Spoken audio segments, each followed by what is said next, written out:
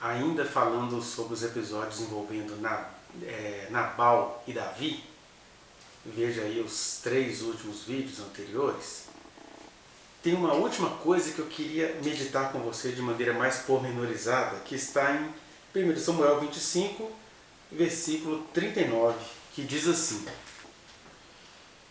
ouvindo Davi que Nabal morrera, disse: bendito seja o Senhor, que pleiteou a causa da afronta que recebi de Nabal e me deteve de fazer o mal, fazendo o Senhor cair o mal de Nabal sobre a sua cabeça. São passagens para o nosso amor moralista extremamente polêmicas.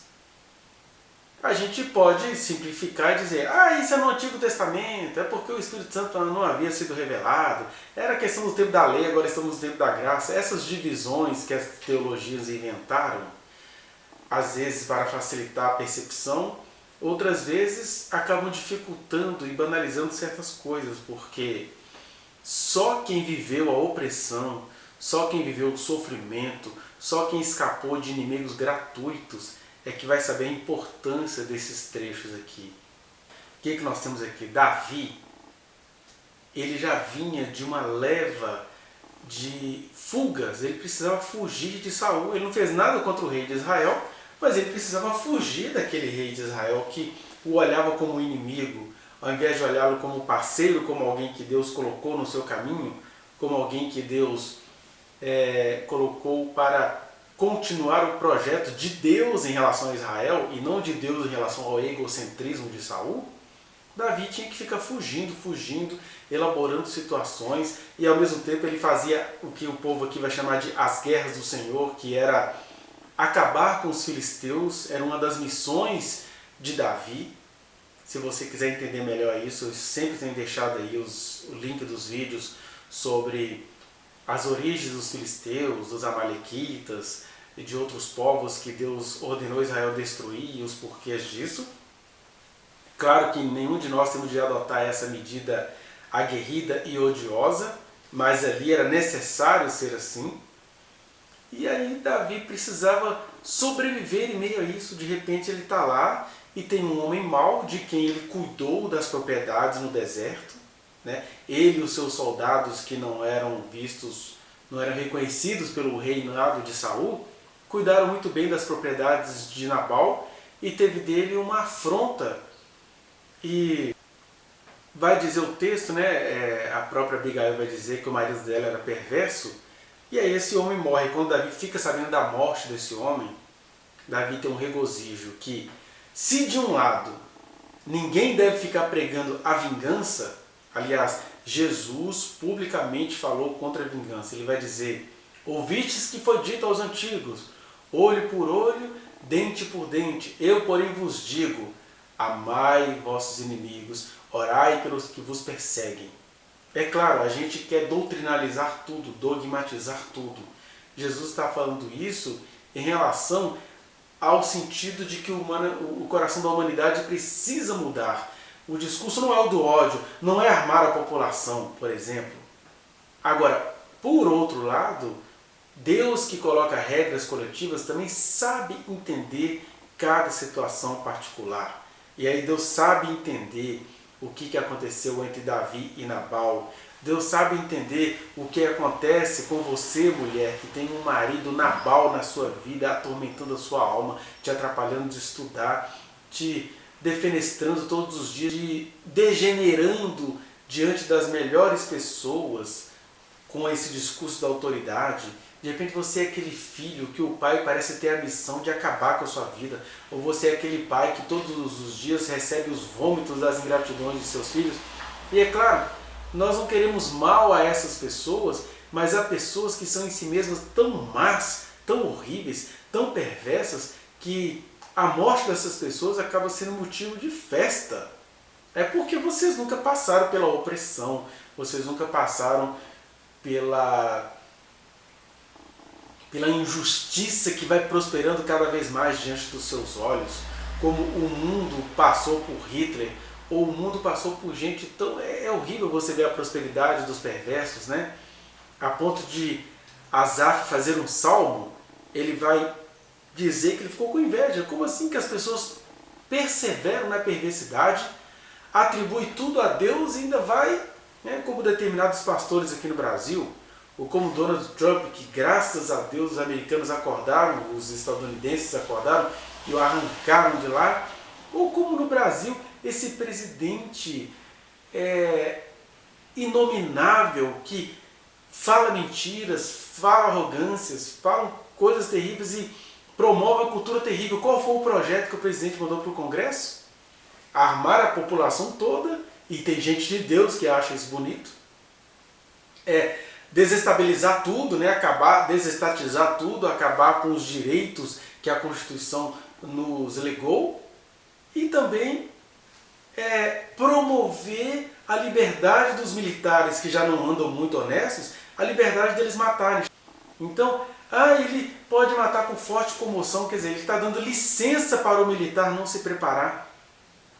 Fora isso, a caça esportiva, nem existe caça esportiva, caça é uma perversidade. Né? Uma coisa são os povos antigos que não tinham meios tecnológicos de capturar os seres para os quais se alimentar.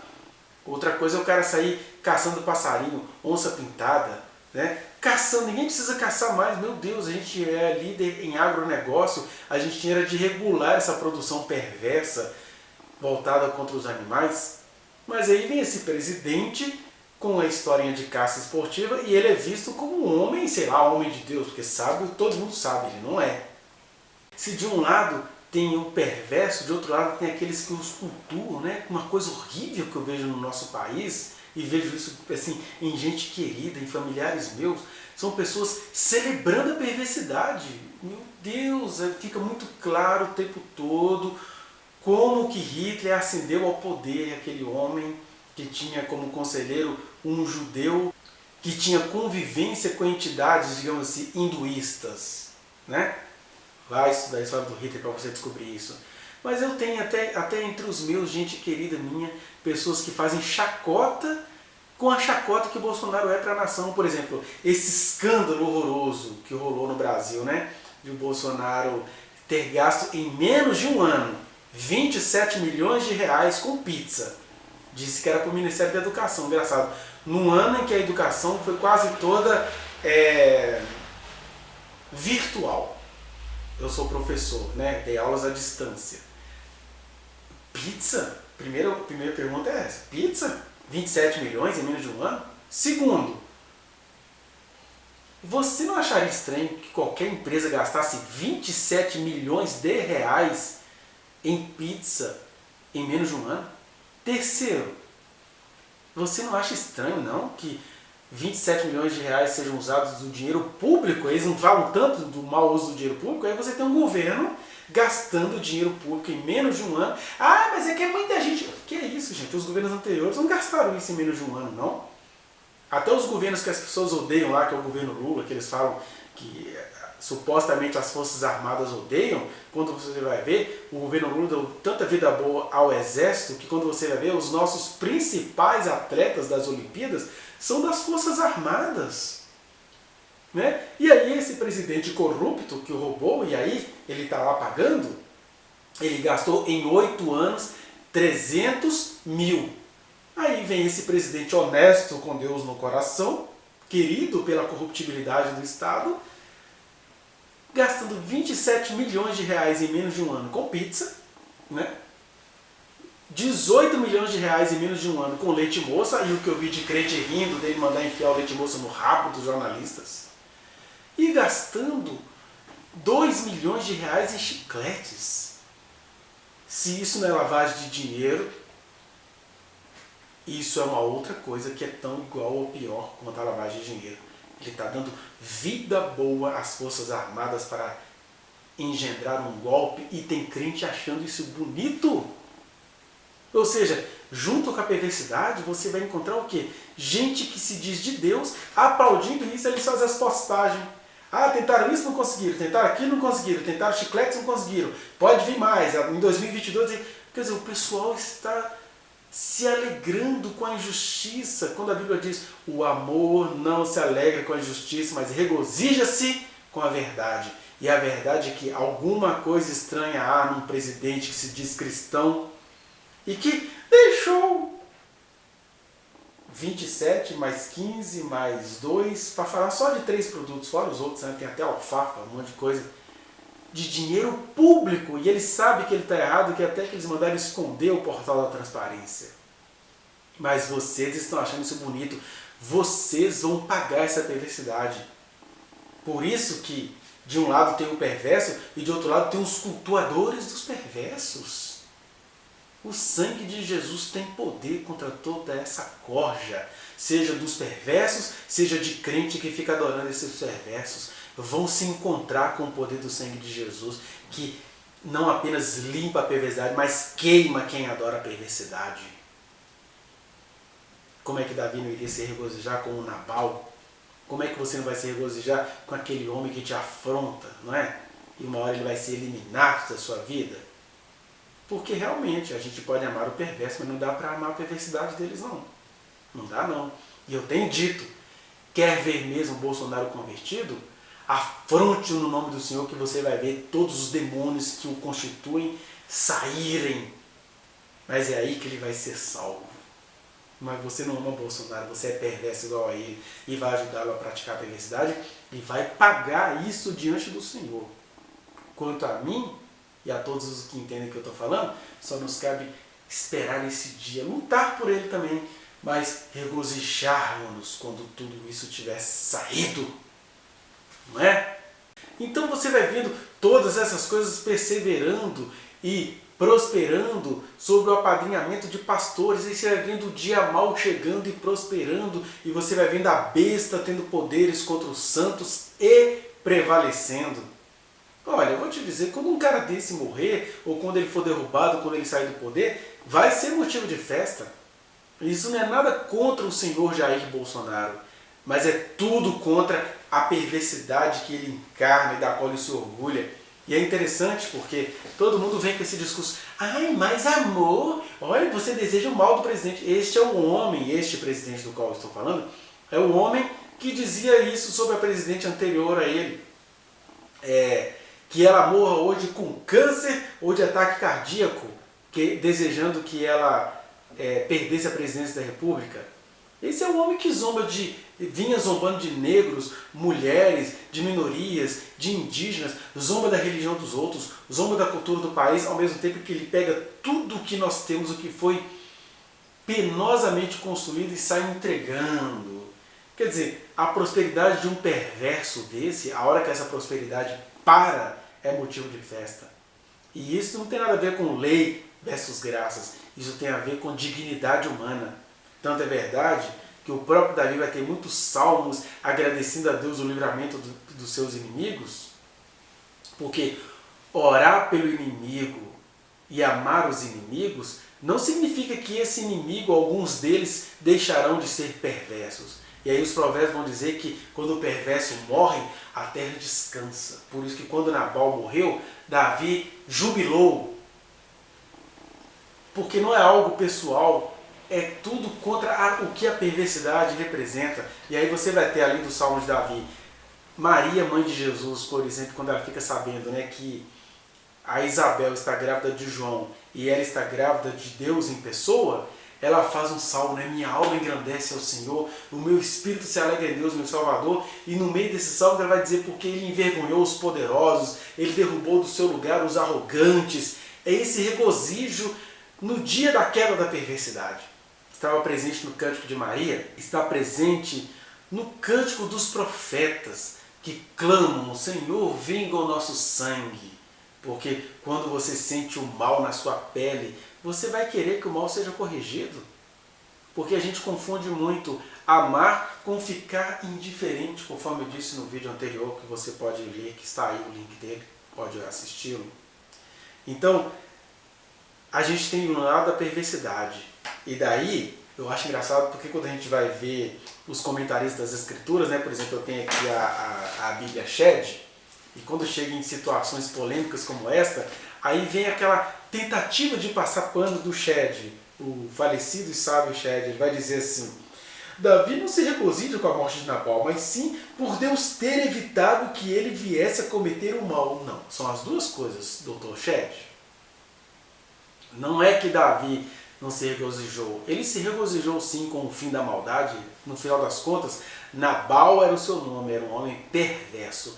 E o perverso ou psicopata, a perversidade só para quando ele morre. São os verdadeiros bandido bom e bandido morto. Aliás, voltando ainda à perversidade do presidente, ele que foi eleito sob a égide de bandido bom e bandido morto, Brasil acima de tudo, Deus acima de todos, né? Ele não está nem aí para o Brasil, né? Só quem não vê, quem não quer é quem não vê.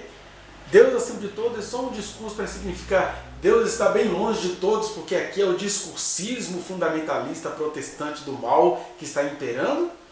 E bandido bom, todo bandido bom está no governo dele, aliás. Ele ajudou a eleger um bandidaço chamado Arthur Lira, presidente do Congresso, uma espécie de Eduardo Cunha melhorado no pior sentido do termo. É o Lira.